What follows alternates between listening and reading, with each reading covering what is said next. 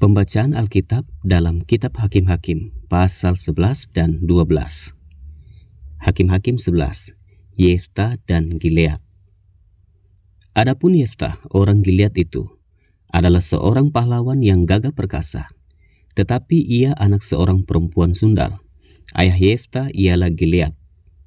Juga istri Gilead melahirkan anak-anak lelaki baginya. Setelah besar anak-anak istrinya ini, maka mereka mengusir Yefta. Katanya kepadanya, "Engkau tidak mendapat milik pusaka dalam keluarga kami, sebab engkau anak dari perempuan lain." Maka larilah Yefta dari saudara-saudaranya itu dan diam di tanah Tob. Di sana berkumpullah kepadanya petualang-petualang yang pergi merampok bersama-sama dengan dia.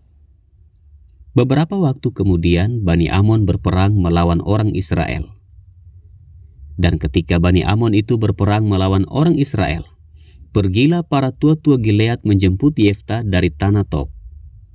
Kata mereka kepada Yefta, "Mari, jadilah panglima kami dan biarlah kita berperang melawan Bani Amon."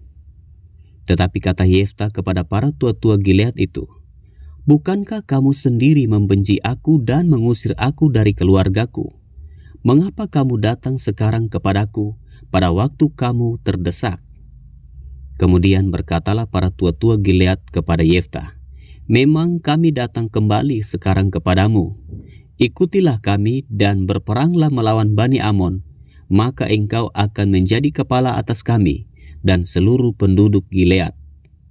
Kata Yefta kepada para tua-tua Gilead, "Jadi jika kamu membawa aku kembali untuk berperang melawan Bani Amon dan Tuhan menyerahkan mereka kepadaku, maka akulah yang akan menjadi kepala atas kamu."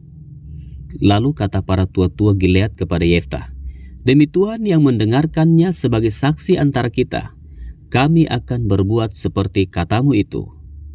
Maka Yefta ikut dengan para tua-tua Gilead. Lalu bangsa itu mengangkat dia menjadi kepala dan panglima mereka. Tetapi Yefta membawa seluruh perkaranya itu ke hadapan Tuhan di Mizpah. Yefta dan Bani Amon.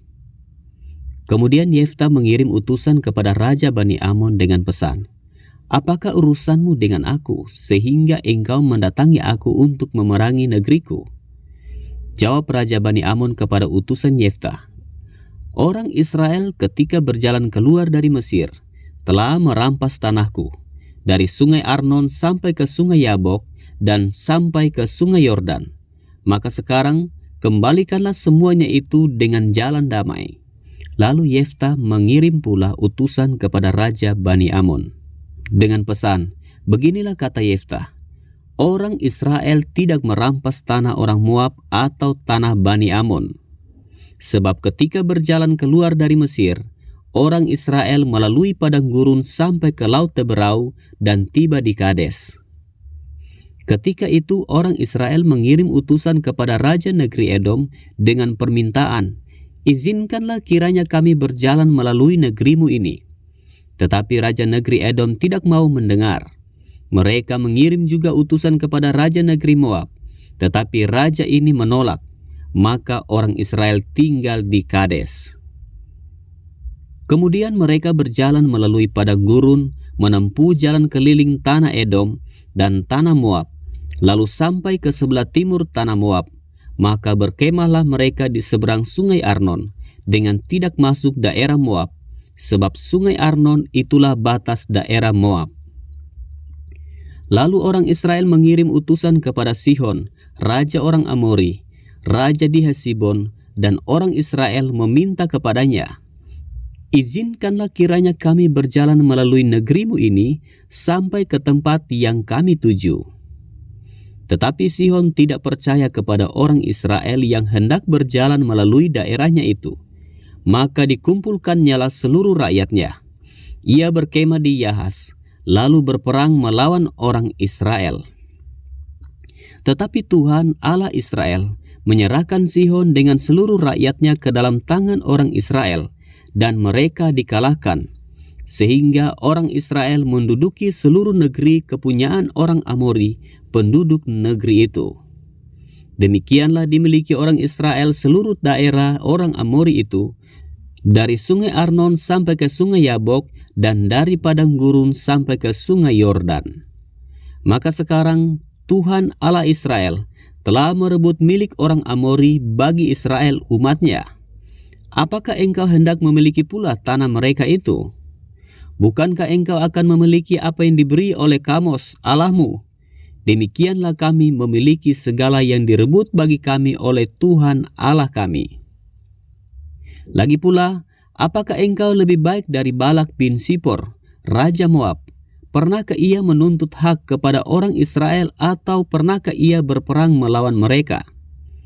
Ketika orang Israel diam di Hesibon dengan segala anak kotanya, di Aroer dengan segala anak kotanya, dan di segala kota sepanjang kedua tepi sungai Arnon selama 300 tahun, mengapa pada waktu itu engkau tidak melepaskan kota-kota itu? Jadi aku tidak bersalah terhadap engkau, tetapi engkau berbuat jahat terhadap aku dengan berperang melawan aku. Tuhan hakim itu, dialah yang menjadi hakim pada hari ini antara orang Israel dan Bani Amon. Tetapi Raja Bani Amon tidak mendengarkan perkataan yang disampaikan kepadanya oleh utusan-utusan Yeftah. Nasar Yeftah. Lalu roh Tuhan menghinggapi Yeftah. Ia berjalan melalui daerah Gilead dan daerah Manasye, kemudian melalui Mispa di Gilead, dan dari Mispa di Gilead ia berjalan terus ke daerah Bani Amon. Lalu bernasarlah Yeftah kepada Tuhan, katanya, "Jika engkau sungguh-sungguh menyerahkan Bani Amon itu ke dalam tanganku, maka apa yang keluar dari pintu rumahku untuk menemui aku pada waktu aku kembali dengan selamat dari Bani Amon, itu akan menjadi kepunyaan Tuhan dan aku akan mempersembahkannya sebagai korban bakaran." Kemudian Yeftah berjalan terus untuk berperang melawan Bani Amon, dan Tuhan menyerahkan mereka ke dalam tangannya. Ia menimbulkan kekalahan yang amat besar di antara mereka, mulai dari Aroer sampai dekat Minit, 20 kota banyaknya, dan sampai ke Abel Keramim, sehingga Bani Amon itu ditundukkan di depan orang Israel. Ketika Yeftah pulang ke Misbah ke rumahnya, tampaklah anaknya perempuan keluar menyongsong dia dengan memukul rebana serta menari-nari. Dialah anaknya yang tunggal, selain dari dia tidak ada anaknya laki-laki atau perempuan. Demi dilihatnya dia, dikoyakannya lah bajunya sambil berkata, "Ah anakku, engkau membuat hatiku hancur lulu, dan engkaulah yang mencelakakan aku. Aku telah membuka mulutku bernasar kepada Tuhan, dan tidak dapat aku mundur."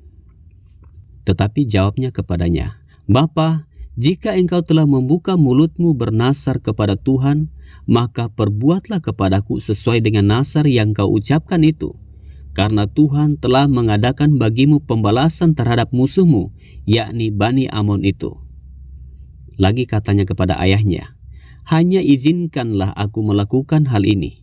Berilah keluasan kepadaku 2 bulan lamanya, supaya aku pergi mengembara ke pegunungan dan menangisi kegadisanku bersama-sama dengan teman-temanku." Jawab Yeftah, "Pergilah," dan ia membiarkan dia pergi 2 bulan lamanya. Maka pergilah gadis itu bersama-sama dengan teman-temannya menangisi kegadisannya di pegunungan.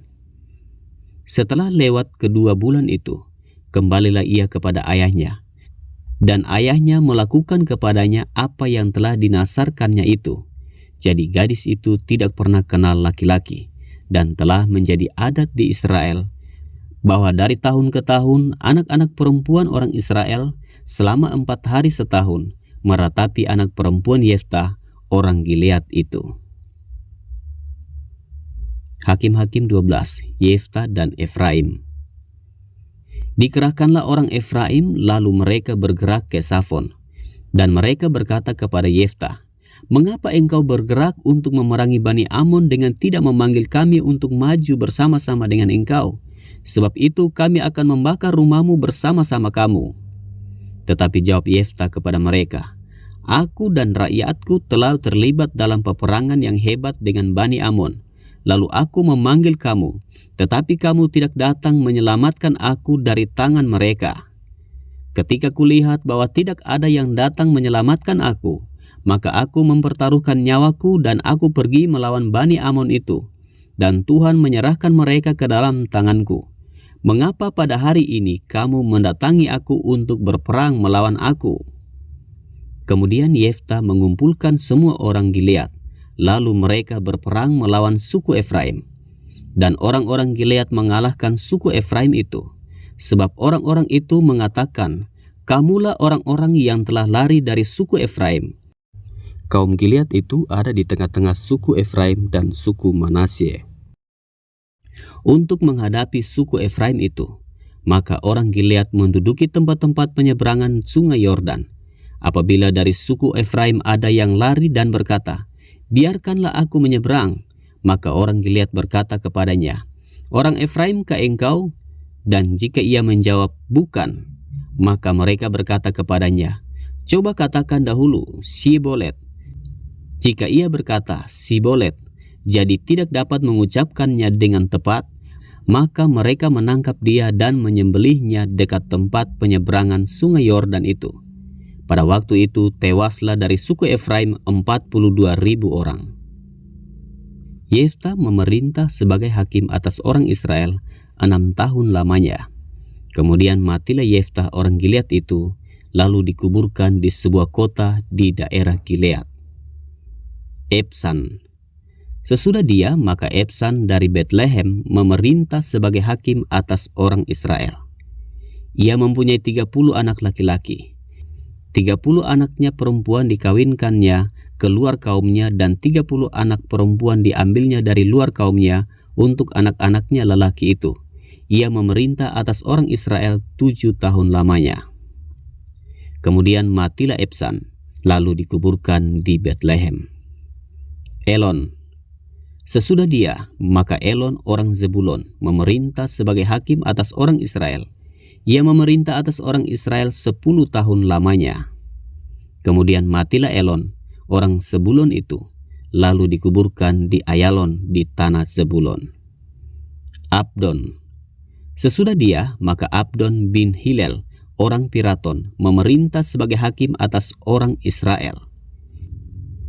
Ia mempunyai 40 anak laki-laki dan 30 cucu laki-laki yang mengendarai 70 ekor keledai jantan. Ia memerintah atas orang Israel 8 tahun lamanya.